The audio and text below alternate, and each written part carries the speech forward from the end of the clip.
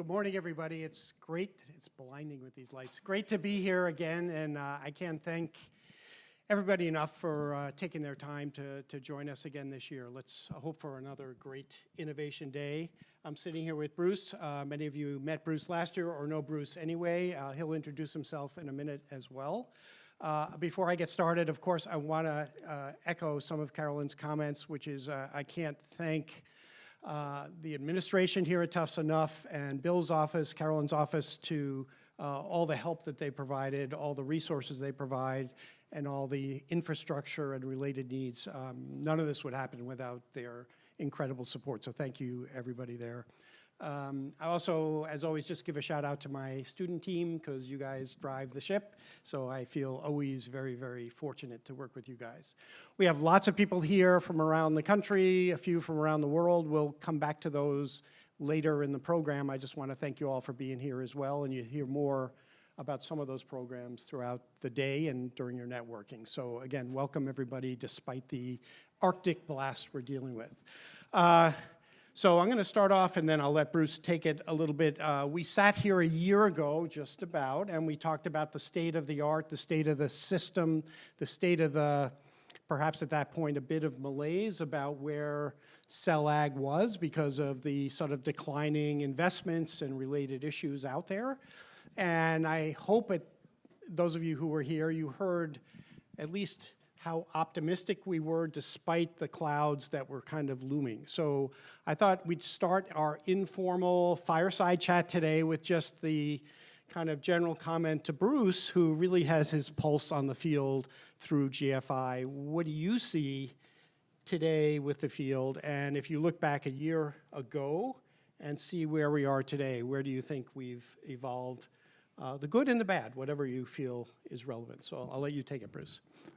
Thank you very much, David, and absolutely share the accolades and the respect that I heard from the provost talking about how incredibly valuable you personally have been to what Tufts is doing. And obviously Tufts is a global leader on cellular agriculture, and I think the entire field would be just immeasurably worse off if not for all of the incredible activity at Tufts and you personally really bringing the level of sort of prestige to the field that comes with just your incredible background and scientific acumen going back so long. So I often think about, GFI. So for people who don't know, the Good Food Institute is the name of the organization that I represent.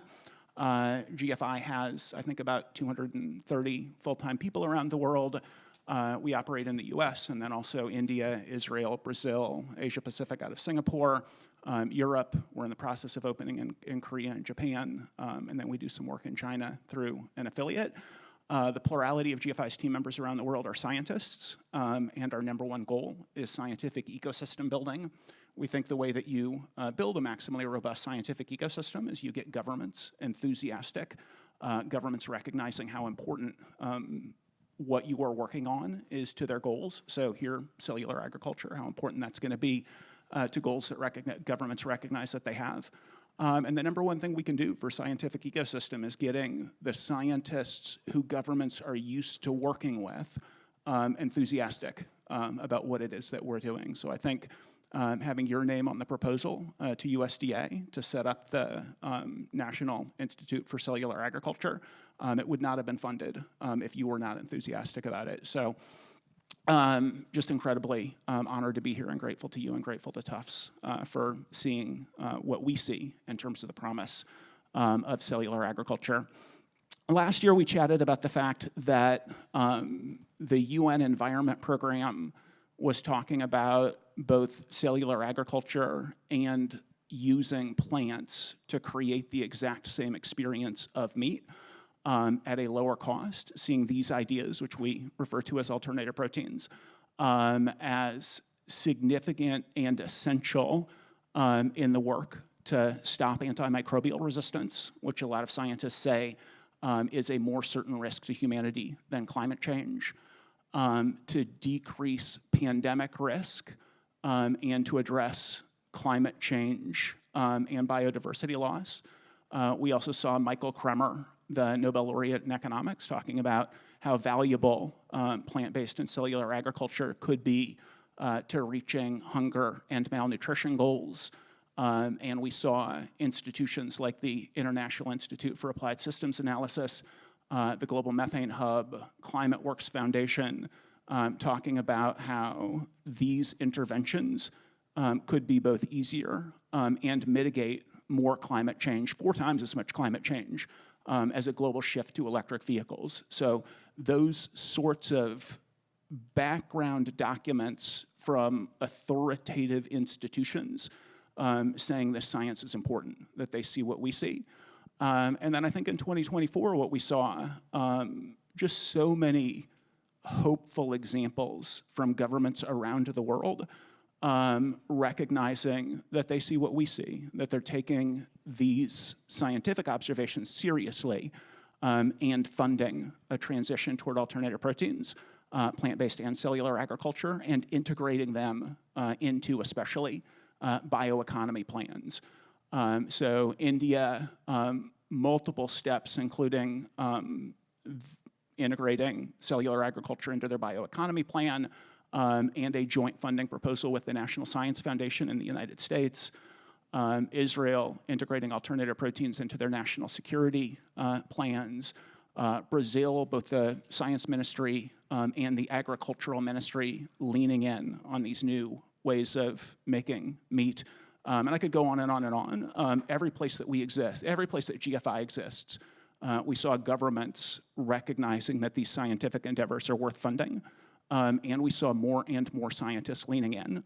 And then something I'm incredibly excited about, and I think probably most people in this room are excited about, is the Bezos Earth Fund leaning in on alternative proteins and sort of following your example at Tufts, setting up centers at North Carolina State University, Imperial College, and the National University at Singapore. And one thing I love is just how incredibly cooperative this field is. And I think you really set the tone in terms of putting mission and impact and solving the science first. So the level of collaboration and cooperation across all of the scientists who are working in this field globally is just absolutely spectacular. And this prompt could have me going on for 3 more hours, but the last thing I will say is just this doesn't work unless there's an economic incentive.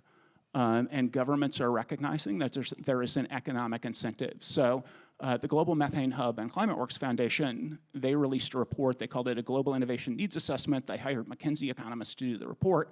And they looked across agricultural climate mitigation. So they looked at rice methane. They looked at food loss and waste. They looked at the range of agricultural interventions. And they looked at alternative proteins.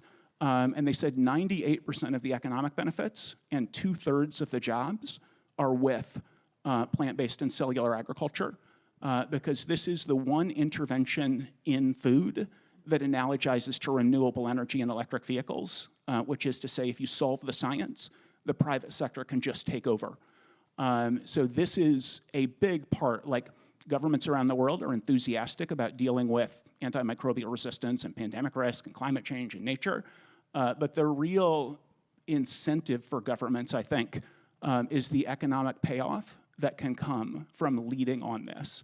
The Center for Strategic and International Studies, one of the top think tanks in the world, said the US government should prioritize plant-based and cellular agriculture in the same way that it prioritizes advanced chips for AI and biopharma.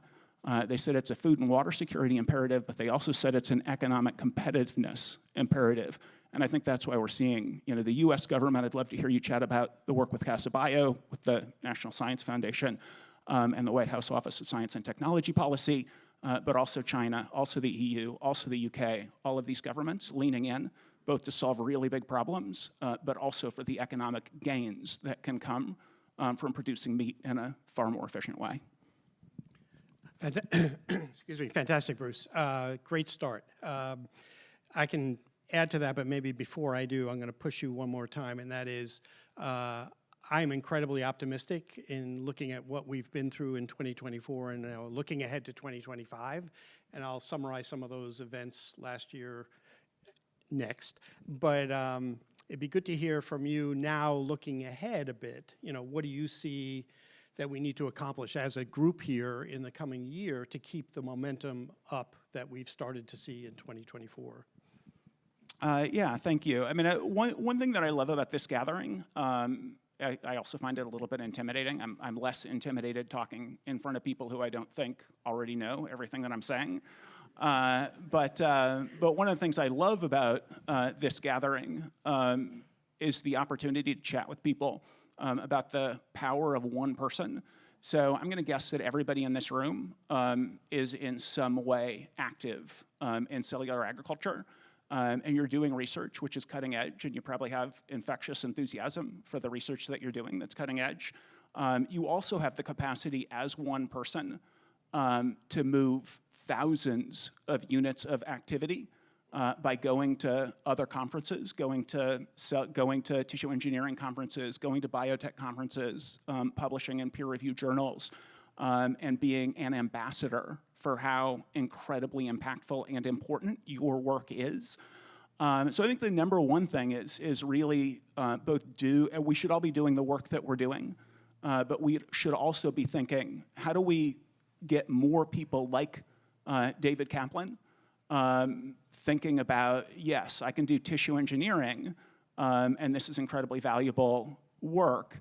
Are there other things that the science I'm working on can do that will solve some of these incredible challenges that humanity is facing, and that governments will be enthusiastic about, because there's also sort of gold at the end of that scientific rainbow.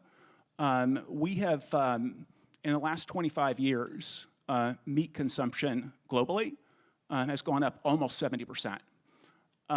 All predictions are that meat consumption is going to go up something like 70% more in the next 25 years to 2050. The only two options that anybody is looking at for solving this problem, one is convince everybody to eat less meat, which is the strategy of the last more than 50 years, and definitely worth doing. Education is important, but it's very unlikely to change that trajectory. This is the one thing, make the meat that human beings appear to be absolutely devoted to, but in a more efficient way, and it will massively mitigate massive global humanitarian challenges, but it will also make the people who lean in on it and the governments who lean in on it, it will be incredibly lucrative. So I think the number one thing is lots more science, lots more cooperation across the various science centers, and educating as many established and also up-and-coming scientists as possible, that they can, I like to say, save the world through science, which is what I think this conference is about. AMR, that is really, I mean, it's already killing more than 1 million people a year. Superbugs, antibiotic-resistant superbugs. The Lancet says it's going to be killing 10 million people per year by 2050. This is a problem that has been getting worse for decades. This is the one thing that might solve it. Same analysis for pandemic risks, same analysis for climate change, same analysis for biodiversity loss. So you really are on the front end of doing something that is critical for humanity, recognizing that and being an ambassador for it, and getting as much more scientific work happening as possible. Great. So let me build off the science theme, because that's near and dear to my heart. So I think if I look back from the last year, I see what I would say amazing progress in the field at many levels. Okay, and I think it starts, first of all, the student level of interest at all levels continues to be unbounded, which is amazing, whether it's high school to undergrads to grads and on. So I think that continues to be the catalyst for everything we talk about. I think if you just look at the scientific field, look at the publications, look at the laboratories, it's literally, I would say, an exponential growth in the number of labs, individual PIs, even universities that have some element of participation now in this field. 10 years ago, 5 years ago, it was not the case. It was a few labs, and it was a bit challenging, let's say it that way. So I think, it's really amazing to see the growth in the scientific drivers for that. And all that happens because of investments. You can't do the science without funding. And so I think they're seeing support at different levels from the USDA, some from NSF, a little bit else here and there, and obviously incredible support from GFI, New Harvest, and others really has helped catalyze all this. And I think most of you know that. But I think we've seen a seismic shift this past year, and that's mainly because of Bezos. And the fact, you know, here today, we're fortunate we have the folks representing the new center in Singapore, and I'm incredibly grateful to our colleagues in North Carolina State, from Bill and Rohan, for being here as well, that now we have real resources to make a difference in the alt protein space and cell ag going forward. I think, you know, that's a seismic change in the last year that I see. And then I would look forward, right? And if I look into 2025, and many of you know this as well, there are a couple of events, a couple of happenings that are going to get us even further along with the resources needed to drive the changes we're all thinking about, and at least I hope we all would like to see. And one which you mentioned, Bruce, is NSF, the National Science Foundation. And thanks to the leadership, again, of Rohan at NC State, we were able to put together a team and included GFI and others where we have a large platform in front of Congress, in front of the White House, to grow alt proteins at a level never seen before. And I know on Monday I used the term the B word, right? But we're talking $1 billion request, right? First time in this field of cellular agriculture, alt proteins, we're at that level, that number of decimal points. That doesn't mean they're going to sign it and support it, but the point is these numbers and these project plans are now in front of people who make those decisions, and that had to happen. So I think it's an incredible, you know, advance just in the last year. Even if they only fund part of it, it gets things on the radar screen, it gets into the discussions, and I think it'll lead to really, really important things going forward. As some of you know, there's been active discussions as well with other public funding agencies because we're going to need the public funding. The one I've been working with the most has been ARPA-H, so we're not there yet, but I'm hopeful we'll see another bolus of support through ARPA-H, which has the right mindset for this, right? We're talking about human health at the end of this. And if we're not being proactive about what people eat to drive better health, we're wasting our time doing it at the end of the pipe when people are already sick, right? You're going to spend a lot more money downstream than you invest if you could invest upstream and make a difference in the quality of foods, nutrition, and so on. So I see really, really good things along all those lines. And the last bit, I know I'm stuck on science, but that's, you know, and the other thing about science, the other thing about science I want to mention, which maybe most of you aren't aware of, is we did, with the help of GFI and my colleagues all around the world, we put together a proposal this past year to the Gordon Research Conferences. And many of you know the GRCs. These are the preeminent, long-standing scientific annual meetings that are done every 2 years on various topics around the world. And this year we proposed a topic on, last year we proposed future foods, and they awarded the conference, which means we'll hold the first Gordon Research Conference dedicated to this topic to bring together plant, alt protein, cell ag, all together for a full week of scientifically focused discussions. And that'll be in January, I think it's January 20th of 2026, so about a year from now. So everyone interested in the science, it'll be the first time we have a community meeting to just talk the science and help each other move forward. Let me say one more thing about the science, and then I'll turn it back to Bruce. And I think I said this last year, but I don't remember what I said last year, so, you know, humor me at least. I have been in science a long time. I won't say how long, right? But there is no discipline, no activity, no anything I've been involved in my decades where it's such a collegial effort, right? We talk very openly with our colleagues all around the world about what we're doing. We build bridges, we collaborate on science.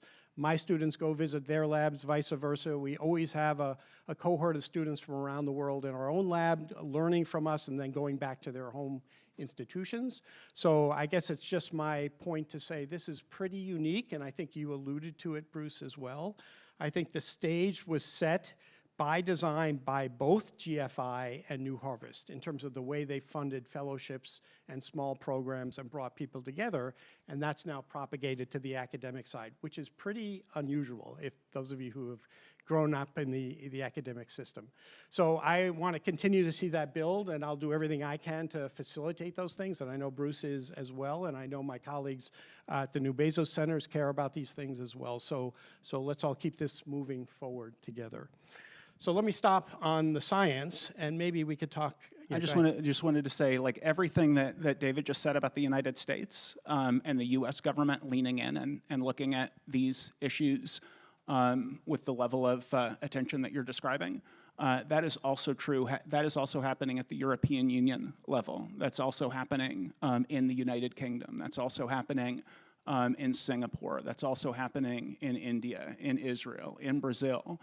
And one of my highlights from 2024 was going to the World Agri-Food Innovation Conference in Beijing. And it was co-sponsored by China Agricultural University, the Agriculture Department at Zhejiang University, which is one of the top universities in China, by the National Institute of Health for China, by their agricultural ministry, and by the IFPRI, the Institute for Food Policy Research, one of the CGIARs. They had half a day on alternative proteins. They had half a day on climate and agriculture, where I spoke about alternative proteins. And they gave me, in the closing plenary for the entire conference, the opportunity to talk about alternative proteins in China. There was something recently in the New York Times at the end of November about China leaning in on alternative proteins.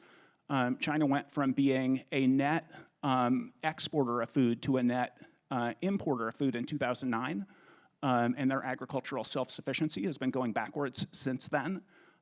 So they see this far more efficient way of producing meat, not just as an economic opportunity, but also as a food and water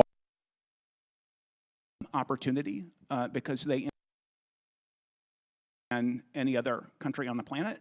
And a lot of that food is soy from the US and soy from Brazil, which is fed to farmed fish and pigs predominantly. It's positively responsible. If not for China, there is no solar power.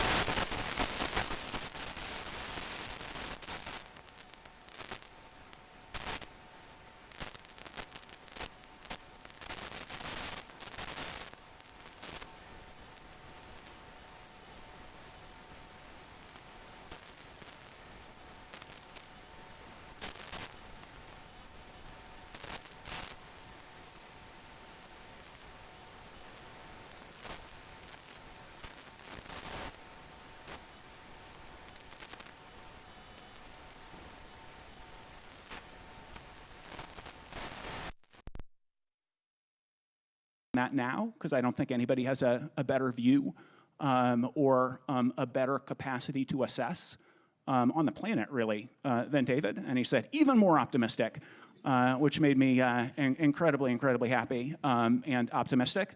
The one challenge he identified last year and is still identifying this year is scale up. What does it look like to do the bioreactor scale up that's going to be necessary?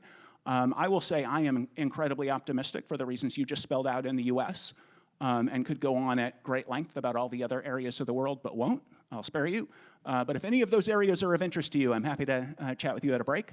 But I do think the world is going to solve this problem because there really, I mean, the meat industry right now is like $1.5 trillion a year. That doesn't even include dairy and eggs. That is just going to keep going up. It is incredibly inefficient. For 12,000 years, we've been growing crops to feed them to animals so that we can eat animals. The most efficient animal at turning crops into meat is chicken. It takes 9 calories into a chicken to get 1 calorie back out in the form of meat. That is just shockingly inefficient. We can improve those metrics with cellular agriculture.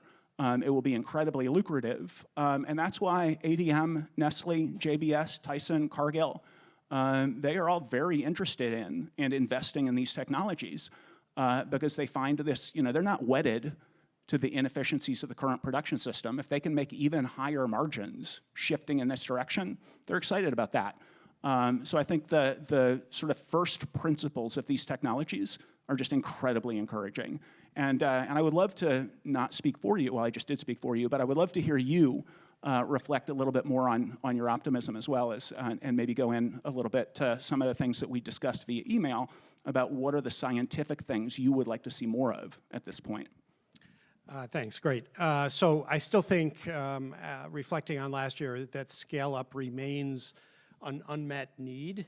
I am seeing signs of, efforts, whether state level efforts, regional efforts, the Bezos issues, things like that, all give me some optimism that more attention is being paid to the remarkable scales that have never been met before on the planet, how they're going to be met, and thinking ahead about resource supply, supply chain needs for this, where these networks or regions should be placed. Even in our Casa Bio report, right, for NSF, we had regional hubs to try and help with facilitating the growth and so on. So I think recognition is a great starting point of the scale ahead, and I think you'll start to see people, programs, investments helping there, but it's going to take public money. It can't be just by private investment. But I agree with you, Bruce. Signs are good. What I don't see, though, despite that conversation and efforts towards it, I just see limited innovation still in the space, right? There's just too much marriage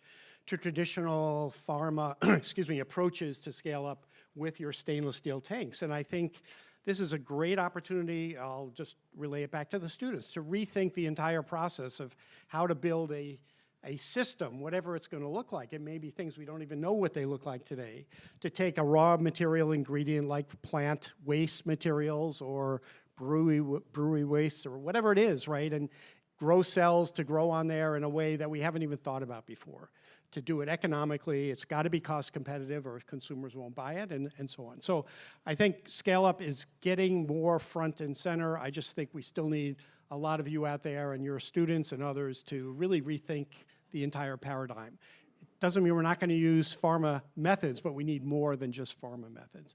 That's one area. The other thing is, I think some of you know, with the group, we just wrote a comprehensive review article. It's not published yet, and who knows when it'll get published, but, and what we did in the review article is look at just the biomaterials landscape to deal with scaffolding, plant-based scaffolding, to look at carriers, microcarriers for cell growth, et cetera.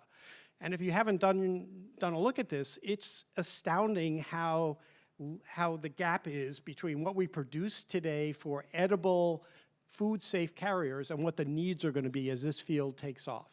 And that gap is huge, right? So there's a lot of need to start to think about not just scale up for production of cells, but also scale up for the biomaterial fundamentals that are going to go into all these products. It just doesn't exist today. And the only real commodity product out there available today to meet the needs is cellulose, right? Cellulose is a great starting point. It's cheap and it's available, but as most of you know, it's a non-digestible polymer in the human body. So we need innovation there. How do we turn cellulose into something that can go into food? Or how do we build other supply chains for other biopolymers that are sustainably produced, edible, safe to use, and add to the flavor and taste, or whatever you want to call it. So that's just a call to arms to the students and others to think about these things. They're not things that have been on the radar screen until now. They're starting to be realized, which is, again, a great sign. We're looking at the entire system, all the ingredients that have to go in there, and how are we going to get there.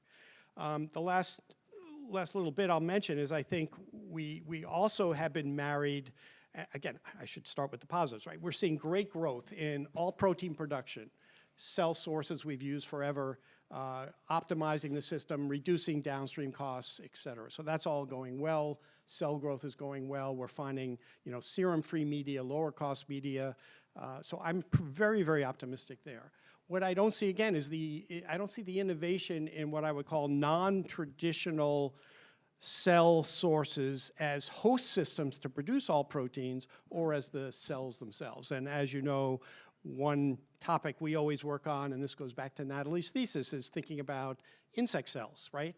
And how do we bring insect cells to the fore? But it doesn't have to be insect cells. There's so many fungi out there, and there's so many bacteria. But traditionally, we've picked only a handful or a dozen that are the usual suspects to grow and produce these proteins. And I think we need to look at a broader sense.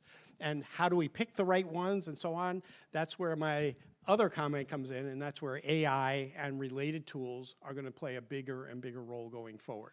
We're just at the tip of the iceberg in our own lab, and you'll see some of this tomorrow a bit. I don't know if Michael will have a poster, but we're using modeling and those related approaches to understand how to optimize growth factor, cell receptor interactions to minimize the amount of an expensive growth factor, as one example. But AI will start to permeate everything we've been talking about here. But we need folks to get on board and get involved in these programs and to help these issues.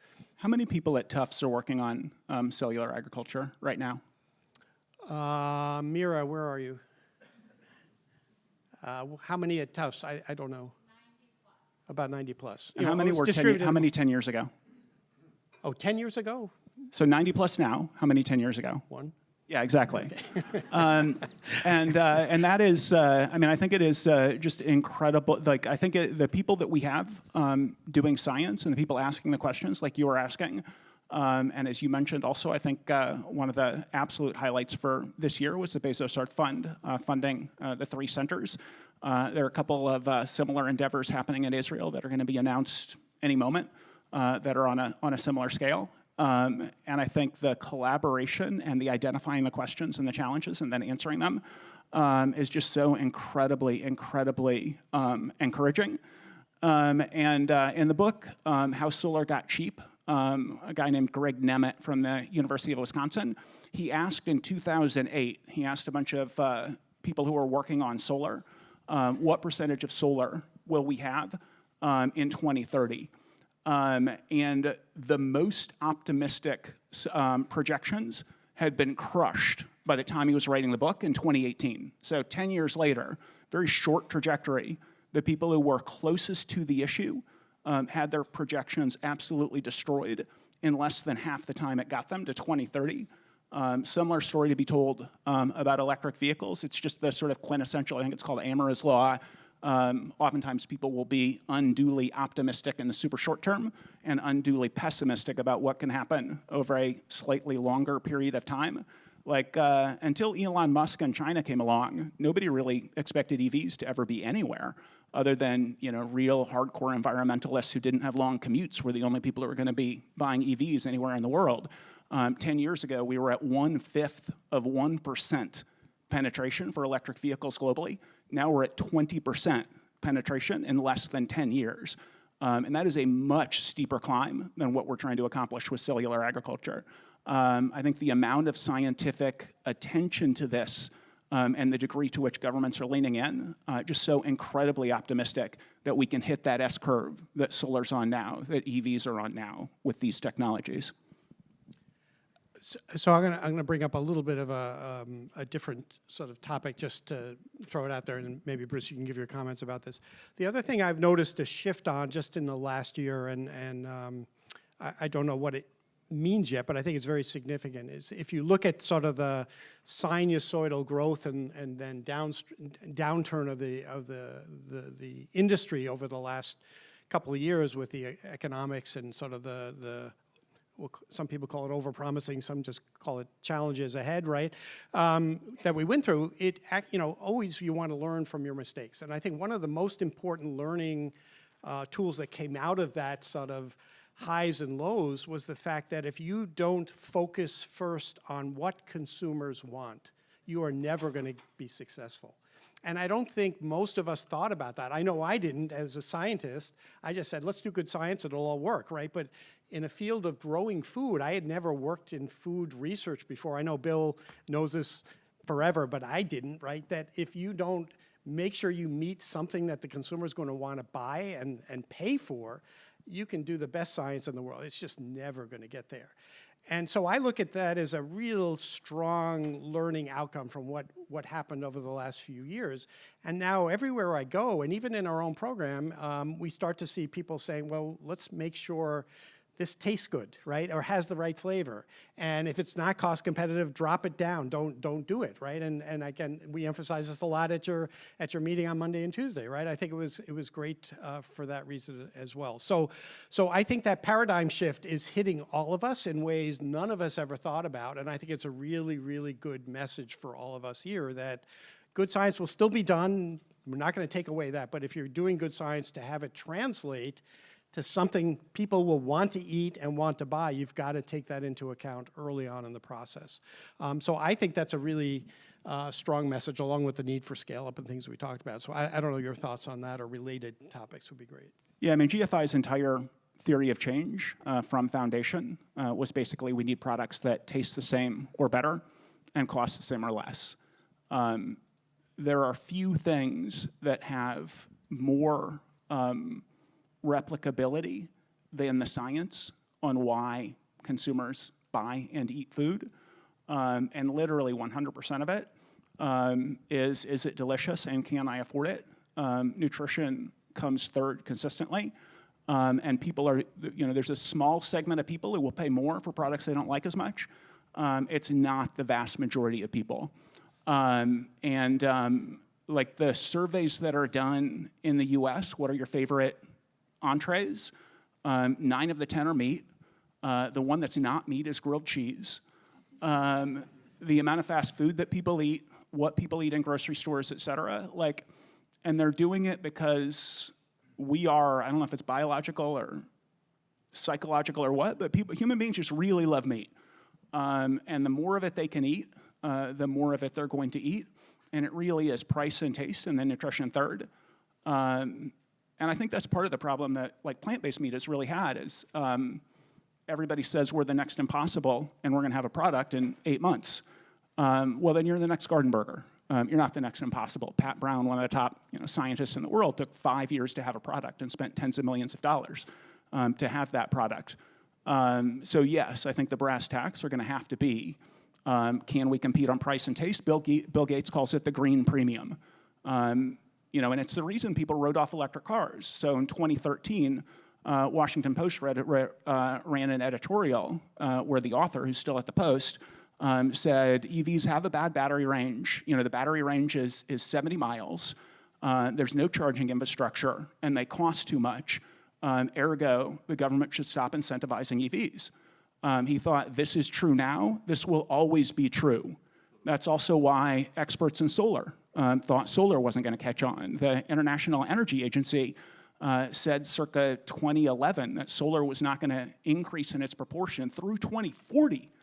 And now it's on the S-curve, and that's because they didn't think the grid could be retooled to accept solar and other challenges.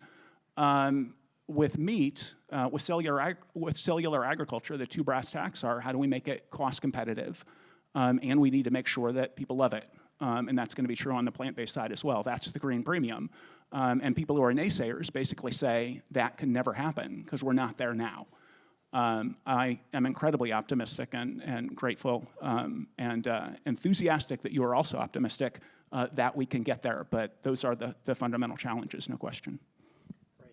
And to make all this happen, aside from public support, which we talked about, the scientific work, and we'll have a panel on this shortly, but what's your sense of, or your pulse of what's out there in terms of the investment community, after the downturns with the economics over the last few years worldwide? What do you see now looking forward in the coming year to 2 or 3 on this side of it? I mean, I think what's going to happen with the investor community is going to be a significant function of how close we are to being able to go to the investor community and say, here's the proof that we have the science fixed, and this is what we need in order to scale up. So I think a part of the problem was, the entire VC is like tough right now. It's not just alternative proteins where VC is tough right now.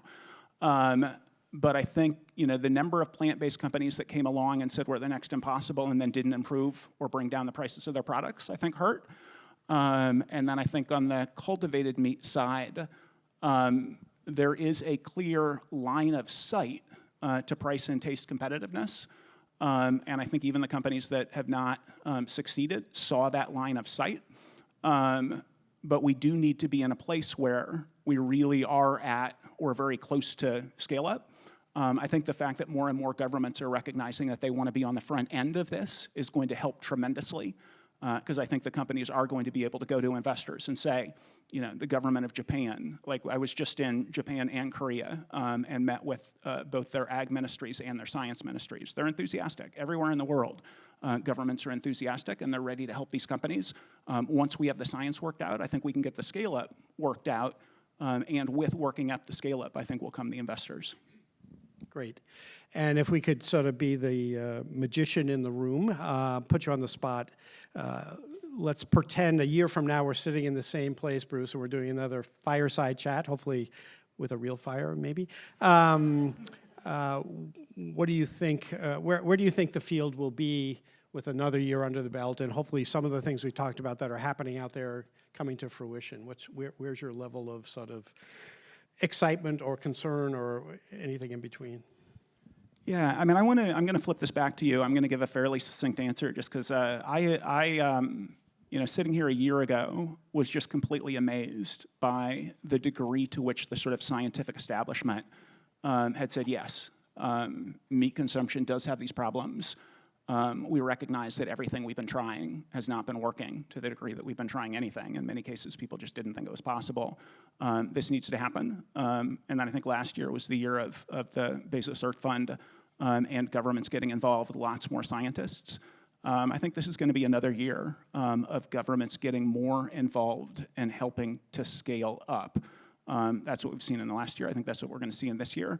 I think there really is, talking with Bill and Rohan from North Carolina State, like one of the things that they said, moments ago was, yes, AI can help us figure out how to scale bioreactors, but we really need to do it, and that's going to be challenging. And who's going to put up their hand and say, yes, I'm going to go first, is challenging. I think we're going to find those people, and hopefully, those people begin to raise their hands and identify themselves this year.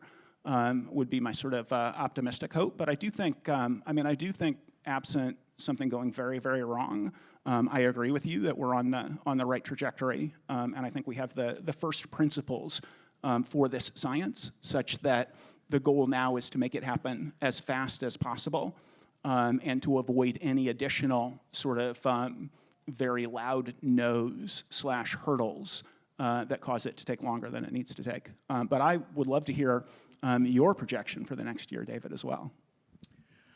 So my projections are, I think the momentum we see this past year, I see it pretty much continuing on the same trajectory.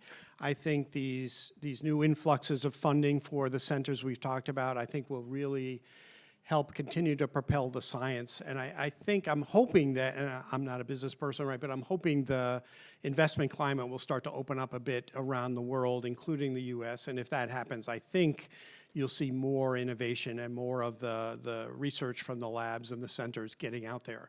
I do think we need both hand in hand and these kinds of partnerships.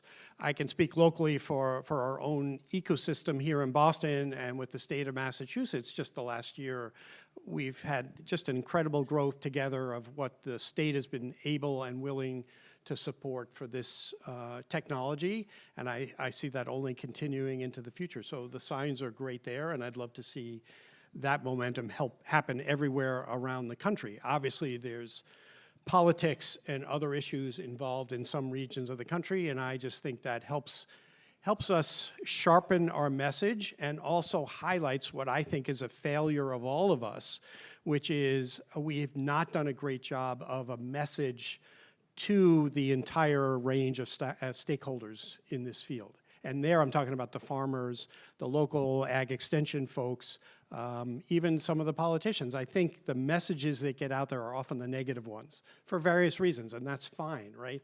But I don't think we do a good job as scientists and others of how this field is going to remake what current folks are doing in the field at all levels and to their benefit, right? As a farmer, you're going to have new opportunities for use of your crops at scales you've never been able to think about before. You'll be able to produce more nutritious and healthier foods and so on, right?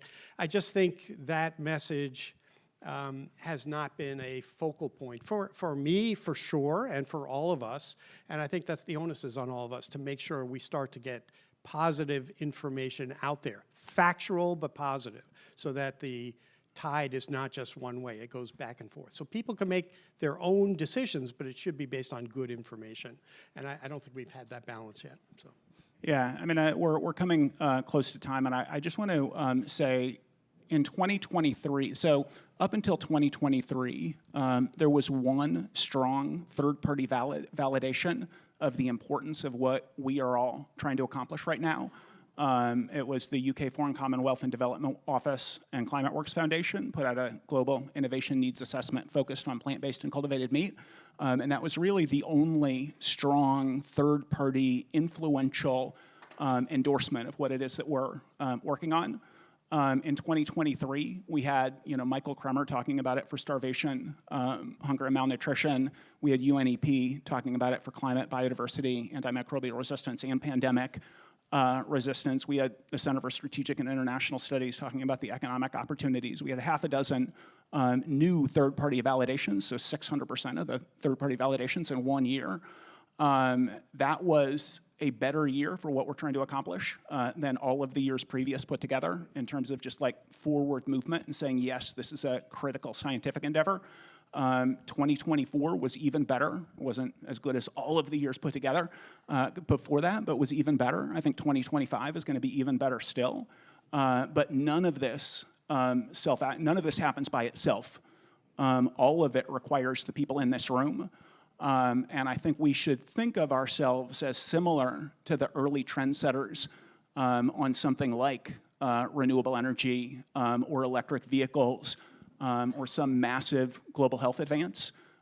We are the early days of that. We are the pioneers of that. Everybody in this room, if you are in this room, is doing huge counterfactual good that if you were doing something else, you would be one of far more people working on that thing. This is critically important. We have the scientific validation for that. And your work is critically important. It's changing the world. You're saving the world through science. But the work you do through your influence on others can be exponentially more impactful than that. So you are the trendsetters, and just really a challenge to everybody in this room to ask, what would David Kaplan do when you're thinking about what is your forward progress on this? How can you be as collaborative as possible? How can you do as most good as possible? And how can you be a maximally positive influence on the field and others around you? Great. I think we'll close it there. Thank you, Bruce, very much for doing this again this year. Appreciate it. Okay.